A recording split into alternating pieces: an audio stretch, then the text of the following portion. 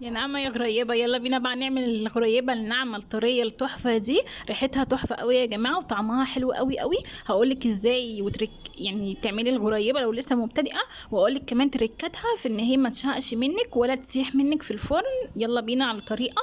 اول حاجة كده معايا كوباية من السكر البودرة يكون ناعم خالص يا جماعة، وننخله كده علشان لو في اي تكتلات ما يبوظش معايا الغريبة. تمام، دي اهم تركة ان السكر معايا يكون ناعم ودايب خالص كده. وبعد كده معايا كوبايتين من السمنه البلدي.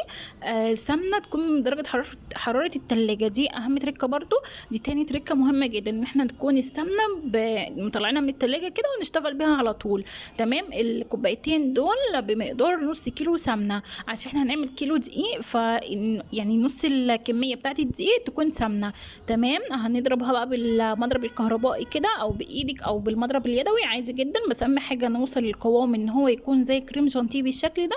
بعد كده هحط عليه ريحه الموز او طعم الموز اللي بيتجمع من عند الحلواني. ممكن طبعا تحطي ريحه السمنه البلدي براحتك، اللي متوفر عندك حطي. بعد كده جبت كيلو بقى دقيق، يعني هنزل عليه بقى على السمنه. هنزل بيه على السمنه بالشكل ده، وهفضل بقى ابس فيها وادعكها، يعني ادعكي كده يعني، واقعدي كده دوبي السمنه في الدقيق كويس جدا جدا لحد ما توصلي لقوامها ان هي تكون طريه كده وملزقه حاجه بسيطه. افضلي عجيني، هتاخد معاكي وقت يعني مثلا 5 دقايق او 10 دقايق، بس اهم حاجه توصلي.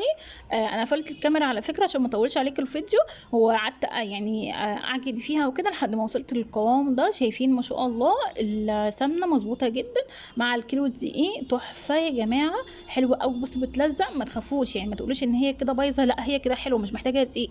هنجيب كده واحده ونختبرها ونكورها، اتكورت معانا واتشكلت ومش بتشقق ولا اي حاجه، حلوه جدا كده هي مظبوطه. انا بقى بصراحه ريحت العجينه بتاعتي في التلاجة مده نص ساعه. تمام، بعد كده جبت كده العجينه بقت يعني بصوا هي اصلا يعني تلجت معايا في التلاجة، يعني السمنه كده اللي في العجينه ريحت وبقت يعني مجمده شويه، فاهمين قصدي؟ مش اللي هي سايحه وكده زي ما كانت معانا، لا.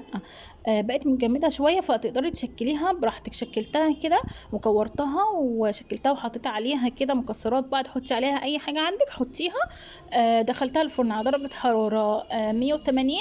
اخدت معايا ربع ساعه. ممكن الفرن ياخد معاكي مثلا 10 دقايق، فانتي المفروض تبقي ملاحظه الغريبه بتاعتك يا دوبك هتصفر حاجه بسيطه كده من تحت، تبقى هي كده استوت، وهتلاقيها بتبصم من فوق.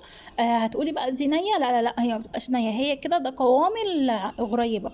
خلاص كده شايفين، انا بوريكم وهي من تحت مصفرة حاجه بسيطه، ومن فوق كده بحط ايدي عليها بتبصم عادي، مش مشكله، هي كده مستويه وتحفه جدا. سيبوها بقى تبرد وشيلوها بقى في علبه او في اي حاجه. بس لو هتشيليها في علبه تحطي من تحتها كيس بلاستيك علشان خاطر العلبه او الكرتونه ما تمتصش منها السمنه وتنشف معاكي، لا احنا عايزينها تبقى ناعمه كده وطريه. هي الغريبه اصلا بتبقى ناعمه وطريه وتحفه. شايفين بصراحه تحفه ومستويه خالص من جوه ازاي، رغم ان هي بتبصم من فوق كده، بس مستوية وتحفة جدا جدا جدا. لو عجبكم الفيديو ما تنسوش تقولي رأيكم في التعليقات، وجربوا الوصفة بتاعتي وان شاء الله هتعجبكم. وقولي رأيكم في التعليقات لو نجحت معاكم الوصفة. كان معاكم أسماء جمال، ما تنسوش تشتركوا في القناة، وكمان تعملوا لي فولو على الفيسبوك. مع السلامة.